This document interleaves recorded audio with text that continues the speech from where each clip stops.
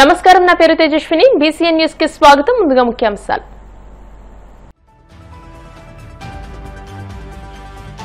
ఒకే రాష్ట్రం ఒకే రాజధాని, అభివృద్ధి వికేంద్రీకరణే కూటమి ప్రభుత్వ విధానమన్న మంత్రి లోకేష్. రాబోయే 5 ఏళ్లలో 5 లక్షల ఉద్యోగాలే లక్ష్యంగా పనిచేస్తున్నట్టు స్పష్టీకరణ.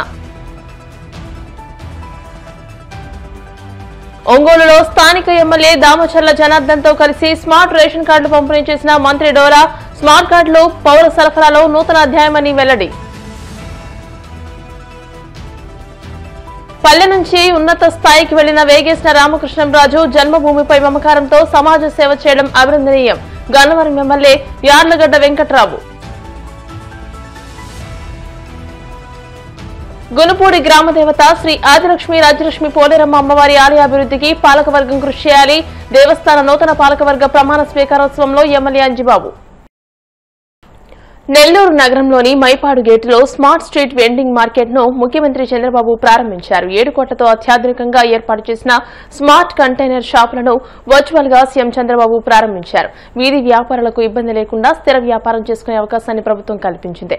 30 మాడ్యులర్ కంటైనర్లతో 120 షాపులు ఏర్పాటు చేశారు. ఒక్కో కంటైనర్ లో 4 షాపులు ఏర్పాటు చేశారు. మహిళలు, దివ్యాంగులు, వెనుకబడిన వర్గాలకు లబ్ధి కలిగేలా వినూత్న ప్రయత్నం చేశారు. ఈ కొత్త ఆలోచనపై మంత్రి నారాయణ, నెల్లూరు మున్సిపల్ కార్పొరేషన్ అధికారులని సీఎం చంద్రబాబు అభినందించారు. కార్యక్రమాన్ని ఈ రాష్ట్రం మొత్తం ఉండాలని చెప్పారు.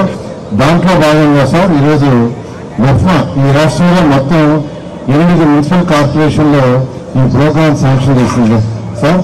అనంతపురం, కర్నూలు, మంగళగిరి, ఒంగోలు, శ్రీకాకుళం, విజయవాడ, కడప వీటిలో శాంక్షన్ చేసింది సార్. అయితే నెల్లూరులో 120 మందికి ఇవ్వడం జరిగింది. చాలా మున్సిపల్ కార్పొరేషన్ టెండర్లు ఏజెన్సీ ప్రాసెస్ లో ఉంది సార్. నెల్లూరులో 120 మంది మున్సిపాలిటీ ఎవరికైతే శాంక్షన్ చేశారో అది టేక్ ఆఫ్ అయిపోయింది సార్. ఈ రోజు మీ చేతుల మీద ఇనాగ్రేషన్ చేయమని రిక్వెస్ట్ చేస్తున్నాం. Smart street market facilities, solar, తర్వాత ఫ్రీ వైఫై, టాయిలెట్స్ అరేంజ్ చేశాం sir. Eco friendly infrastructure, parking, CC కెమెరాలు ఇవన్నీ ఏర్పాటు చేయడం జరిగింది సార్. తర్వాత ఫుడ్ షాప్స్, ఇందులో ఫుడ్ షాప్స్ 31, ఫ్యాన్సీ షాపులు 7, ప్రొవిజన్స్ 16, క్లాత్ షాప్స్ 19, అదేవిధంగా అదర్స్ ఒక 22 ఇలా ఏర్పాటు చేశాం సార్. మొత్తం 120. ఇవన్నీ కూడా వరుసగా ఫుడ్ షాప్స్ అంటే ఒక దగ్గర, క్లాత్ షాప్స్ ఒక విధంగా అరేంజ్ చేస్తాం సార్. విశాఖలో నవంబర్ 14, 15 తేదీల్లో పెట్టుబడుల సదస్సు నిర్వహిస్తున్నామని మంత్రి నారా లోకేష్ తెలియజేశారు. రేపు గూగుల్ ప్రతినిధులను కలుస్తున్నామని తెలియజేశారు. సింగిల్ లార్జెస్ట్ ఇన్వెస్ట్మెంట్ సంస్థలు విశాఖపట్నానికి తీసుకుని వస్తున్నామని వెల్లడించారు. గ్రేటర్ ఎకనామిక్ రీజియన్ తయారు చేయడానికి ప్రణాళికలు సిద్దం చేస్తున్నామని తెలిపారు. రాబోయే 5 ఏళ్లలో 5 లక్షల ఉద్యోగాలే లక్ష్యంగా పనిచేస్తున్నామని ఉద్ఘాటించారు. ఒకే రాష్ట్రం ఒకే రాజధాని, అభివృద్ధి వికేంద్రీకరణ లక్ష్యంతో పనిచేస్తున్నామని వివరించారు. అభివృద్ధి, సంక్షేమం లక్ష్యంగా పనిచేస్తామని తెలియజేశారు. జగన్ చేసిన స్కామ్లన్నింటినీ బయటపెడతామని హెచ్చరించారు. తప్పు చేసిన వైసీపీ నేతలని ప్రజాకోర్టులో దోషులుగా నిలబెడతామని వార్నింగ్ ఇచ్చారు. మీడియా మిత్రులందరికీ నా నమస్కారం. ఈరోజు విశాఖపట్నంలో ప్రత్యేకంగా సిఫీ ఆధ్వర్యంలో 500 మెగావాట్స్ డేటా సెంటర్కి శంకుస్థాపన వేయడం జరిగింది. ఇప్పటికీ మీరు చూశారు, కూటమి ప్రభుత్వ అధికారంలోకి వచ్చిన తర్వాత విశాఖపట్నంలో పెట్టుబడుల విషయంలో కానీ అభివృద్ధి విషయంలో వేగంగా మేము పరిగెడుతున్నాం. టీసీఎస్ ఇప్పటికీ కమిట్మెంట్ అయింది, కాగ్నిసెంట్ అయింది. ANSR, Sattva, Accenture, Google, Sify, Arcelor Mittal, ఫార్మాలో సుమారుగా 5 కంపెనీలు. ఇట్లా మీరు చూస్తే $120 బిలియన్, $120 బిలియన్, సుమారుగా 10 లక్షల కోట్ల పెట్టుబడికి మేము ఒప్పందాలు కుదిరించుకున్నాం. దాంట్లో 50% గ్రేటర్ విశాఖ ఎకనామిక్ రీజియన్కి వస్తుంది. అది ప్రజాప్రభుత్వానికి అభివృద్ధిలో ఉన్న చిత్తశుద్ధి. అన్ని ప్రాంతాలని సమగ్ర అభివృద్ధి చేసి ముందలు తీసుకెళ్ళ లక్ష్యంతో మేము పనిచేస్తున్నాం. మీరు పార్ట్నర్షిప్ సమ్మిట్ కూడా నవంబర్ 14th, 15th ఇక్కడ విశాఖపట్నంలోనే ఏర్పాటు చేస్తున్నాం. దానికి కావాల్సిన ఏర్పాట్లన్నీ కూడా మేము చేసుకుంటున్నాం. రోడ్లు కానివ్వండి, అన్నీ కూడా మోడర్నైజేషన్ కానివ్వండి, బ్యూటిఫికేషన్ కూడా మేము చేస్తాం జరుగుతుంది. ఇంకా రాబోయే రోజుల్లో కూడా మీరు చూస్తే పెద్ద ఎత్తున అనౌన్స్మెంట్స్ అనేది విశాఖపట్నానికి, ఆంధ్ర రాష్ట్రానికి తప్పనిసరిగా వస్తాయి. అంటే ఎలాంటి సందేహం లేదు. ఎకనామిక్ రీజన్ని బలోపేతం చేయాలి. ఆంధ్ర రాష్ట్రం $2.4 ట్రిలియన్ ఎకానమీ అవ్వాలంటే దాంట్లో విశాఖపట్నం అంటే గ్రేటర్ విశాఖపట్నం ఎకనామిక్ రీజన్ కనీసం $1 ట్రిలియన్ ఎకానమీ అవ్వాల లక్ష్యంతో ప్రజాప్రభుత్వం పనిచేస్తుంది. మేము విశాఖపట్నానికి వచ్చేసి ఏదో ప్యాలెస్లు కట్టాలన్నో దానికి రాలేదు. ప్రజలకి ఉద్యోగాలు ఉపాధి కల్పించే పెట్టుబడులు తీసుకురావాలి, అవి గ్రౌండ్ చేయాలి, అవి ఎగ్జిక్యూట్ చేయాలి, అవి బిల్డ్ చేయాలి. తద్వారా మన పిల్లలకి ఉద్యోగాలు వస్తున్న లక్ష్యంతో మేము పనిచేస్తున్నాం. టీసీఎస్ ఇప్పటికీ వాళ్ళ ఇంటీరియర్స్ అన్ని కూడా ఫిట్ అవుట్ అయిపోయింది. నవంబర్ మాసంలో ఓపెనింగ్ పెట్టుకుంటున్నాం. ల్యాండ్ కూడా ఆల్రెడీ కేటాయించాం, దానికి శంకుస్థాపన వేస్తాం. నవంబర్లో కాగ్నిసెంట్ సిఇఓ గారు కూడా వస్తున్నారు, వాళ్ళ కొత్త ప్రాజెక్ట్కి శంకుస్థాపన వేస్తున్నాం. డిసెంబర్లో వాళ్ళ సెంటర్ కూడా డెవలప్మెంట్ సెంటర్ కూడా ఇక్కడ ప్రారంభించబోతున్నారు. గూగుల్ ఇప్పటికీ మీకు తెలుసు ఈ నెల మేము రేపు రాత్రి ఢిల్లీకి వెళ్ళి ఎల్లుండి గూగుల్ కూడా వాళ్ళ లీడర్షిప్ కూడా వస్తున్నారు, కలిసి పెద్ద ఎత్తున అనౌన్స్మెంట్ చేస్తున్నాం. భారతదేశంలోనే అతిపెద్ద స్టీల్ ప్లాంట్ ఎక్కడికి వస్తుంది? Visakhapatnam, greater Visakhapatnam. India single largest FDI investment ever ఎక్కడికి వస్తుంది? విశాఖపట్నం. అది మాకు ఈ ప్రాంతం పట్ల ఉన్న చిత్తశుద్ధి. అభివృద్ధి చేస్తాం.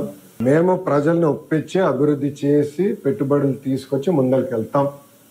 వైకాపా పార్టీ చేసే 2 నంబర్ పనులన్నీ ప్రజల ముందర ఎక్స్పోజ్ చేస్తాం. ఏం మొదలు పెట్టాను, లిక్కర్ విషయంలో కూడా చాలా ఉందని వెనకాల హోంవర్క్ జరుగుతుంది. ప్రజల కోర్టులో వాళ్ళని దోషిగా నిలబెడతాం వాళ్ళు చేసిన పనులు. శ్రీకాకుళం టు అనకాపల్లి ఈ బెల్ట్, అరకు పాడేరు ఆ బెల్ట్ మొత్తం ఇంటిగ్రేషన్. అది గౌరవ ముఖ్యమంత్రి గారితో మేము చర్చిస్తాం. ముందర ప్లాన్స్ తయారు చేయమన్నారు, ఒక మైండ్ అప్లై చేయమన్నారు. చేసిన తర్వాత మేము గౌరవ ముఖ్యమంత్రి గారితో చర్చిస్తాం. అంటే ఈరోజు $1 ట్రిలియన్ ఎకానమీ, $1 ట్రిలియన్ ఎకానమీ అవ్వాలంటే సమగ్ర అభివృద్ధి అనేది అవసరం, కోఆర్డినేటెడ్ అప్రోచ్ అవసరం. ఎందుకంటే ఎయిర్పోర్ట్ ఒక జిల్లాలో ఉంది, ఉద్యోగాలు ఒక జిల్లాలో ఉంటాయి, కంపెనీలు ఒక జిల్లాలో. ఇంటిగ్రేటెడ్ అప్రోచ్ అనేది ఉండాలి. హైవేస్ ఎట్లా వెళ్ళాలి, రేపు పవర్, ఇప్పుడు డేటా సెంటర్స్ అంటే పవర్ కీలకమైనది, డేటా కేబుల్ కీలకమైనది. ఇదంతా ఇంటిగ్రేటెడ్ అప్రోచ్ ఎట్లా తీసుకెళ్లాలి అనేది చాలా అవసరం. అదొక ఒక ఎకనామిక్ రీజన్ పెట్టి దానికి ఒక ప్రాపర్ స్ట్రక్చర్ ఉంటేనే మనం సాధించాలి. ఓకేనా? Thank you. స్మార్ట్ రేషన్ కార్డులు పౌర సరఫరాలో నూతన అధ్యాయమని మంత్రి డోలా బాలవీరాంజనేయ స్వామి అన్నారు. ఒంగోలులో స్థానిక ఎమ్మెల్యే దామచర్ల జనార్దన్తో కలిసి ఆయన స్మార్ట్ రేషన్ కార్డు పంపిణీ చేశారు. అనంతరం మంత్రి మాట్లాడుతూ కుటుంబ సభ్యుల సమగ్ర వివరాలను పొందుపరిచి రేషన్ దుర్వినియోగానికి అడ్డుకట్ట వేసేలా చర్యలు తీసుకుంటున్నామని అన్నారు. రేషన్ దుకాణాలను స్మార్ట్ గా మార్చి డీలర్లకు లబ్ది చేకూరుస్తామని అన్నారు. ఆర్థిక ఇబ్బందులున్నా కూడా ప్రజల సంక్షేమాన్ని దృష్టిలో పెట్టుకుని సీఎం చంద్రబాబు పథకాల అమలు, రాష్ట్ర అభివృద్ధి పనులు చేపడుతున్నారని వివరించారు. చాలా మందికి ఆధార్ కార్డు, ఓటర్ కార్డు, అదేవిధంగా ఈరోజు ఉన్నటువంటి రేషన్ కార్డు ఇంత చిన్న మొత్తంలో జేబులోనో ఆడవాళ్ళకైతే పర్సులోనో పెట్టుకునేటువంటి ఈ చిన్న ఆధార్ రేషన్ కార్డుని స్మార్ట్ కార్డు అని చెప్పించారు. ఈ కార్డు మీద అన్ని వివరాలు ఉన్నాయి. మీ షాప్ ఎక్కడుంది, షాప్ అడ్రస్ ఎక్కడుంది, మీ నంబర్ ఉంది, తర్వాత మీ ఇంట్లో కుటుంబ సభ్యుల పేర్లు ఉన్నాయి. అదేవిధంగా మీకు ఏదైనా సమస్య వస్తే ఎవరికి ఫోన్ చేయాలంటే 1967 నంబర్కి ఫోన్ చేయాలి, అది కూడా ఉంది. దాంతోపాటు ఫోటో కింద ఒక స్కాన్ కోడ్ ఉంది. ఇది స్కాన్ చేశారు ఇప్పుడే. ఈ కార్డు పాలపర్తి నాగేంద్రం గారు వాళ్ళది దారావారి తోట, షాప్ నెంబర్ 32.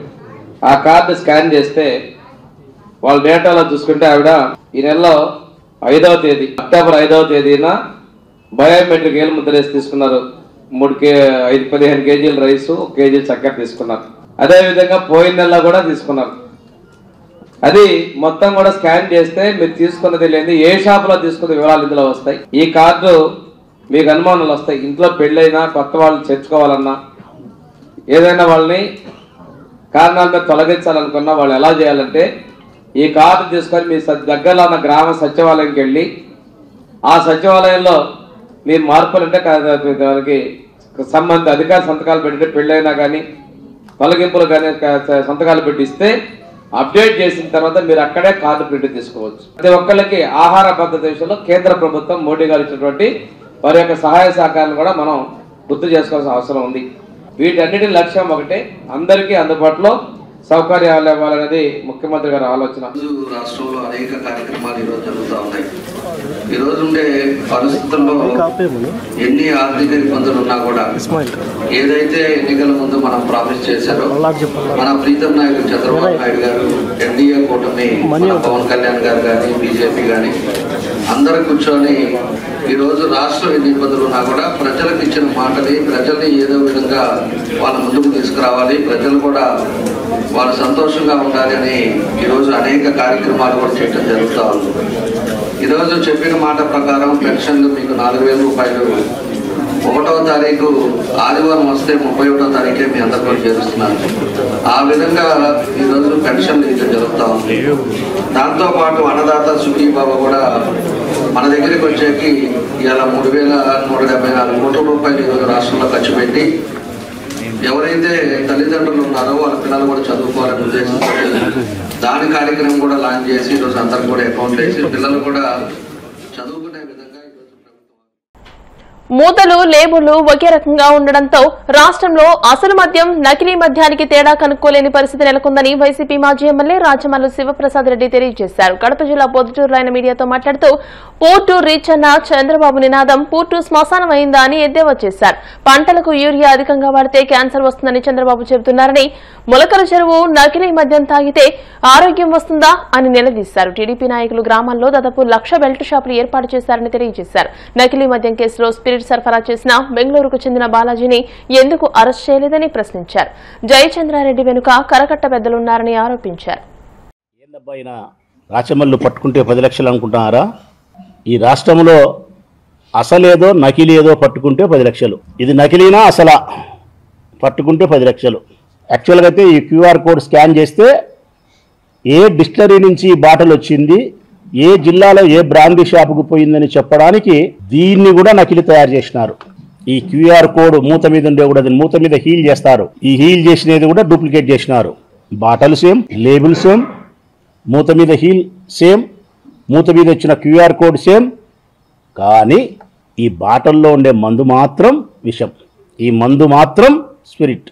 ఇంత పక్కాగా నకిలీని తయారు చేసినారు అంటే మీరు పట్టుకుంటే 10 లక్షలు పందెం అనేది సభవే అనుకుంటాను. అబ్బా నేను రాముడు భీముడు సినిమా ఎన్టీ ఓడంటల్లే మనం పిల్లప్పుడు, నందమూరి తారక రామారావు మా ఫేవరెట్ హీరో, రాముడు భీముడు కనుక్కోలేము, డబుల్ యాక్షన్. ఇది కూడా అంతే, డబుల్ యాక్షన్. ఎన్ బ్రాండ్స్ తాగే మిత్రులకే చెప్తా ఉన్నా, ఇది తాగితే మీరు ఒక 4 ఔన్సులో 5 ఔన్సులో 6 ఔన్సులో, ఇది క్వార్టర్ అంటారు. ఈ క్వార్టర్ తాగితే ఏదో 10 నుంచి కష్టం చేసినాం, ఒళ్ళు నొప్పులు ఉన్నాయి, చేసిన శ్రమను మర్చిపోవడానికి, కొద్దిగా ఒళ్ళు నొప్పులు పోయి రిలాక్స్ అయ్యి నిద్రపోయేదానికి ఛార్జ్ అవుతుంది అని చెప్పి మీరు తాగుతారు. ఇది తాగితే, విషం తాగితే తెల్లవారి లేచేది ఉండదు. ఒకనాటికి శాశ్వతమైన నిద్రే. రోజుకు 10ల సంఖ్యలో ప్రతి నియోజకవర్గాల్లో మరణిస్తున్నారు ఈ కల్తీ మద్యాన్ని సేవించి. సంవత్సరం రోజులుగా ఈ మద్యం తాగడం వల్ల కిడ్నీ పాడైపోయి, లివర్ పాడైపోయి, అనారోగ్య సమస్యలు వచ్చి, ఒళ్ళు నొప్పులు వచ్చి, తిక్కగా ప్రవర్తిస్తూ, పిచ్చి పిచ్చిగా నవ్వుకుంటూ, తెల్లవారి ఒళ్ళు నొప్పులతో 2 రోజులు 3 రోజులు పనికి పోలేక రాష్ట్ర వ్యాప్తంగా ఇదే జరుగుతోంది. ఇప్పుడు కాసేపు ప్రకటనలు.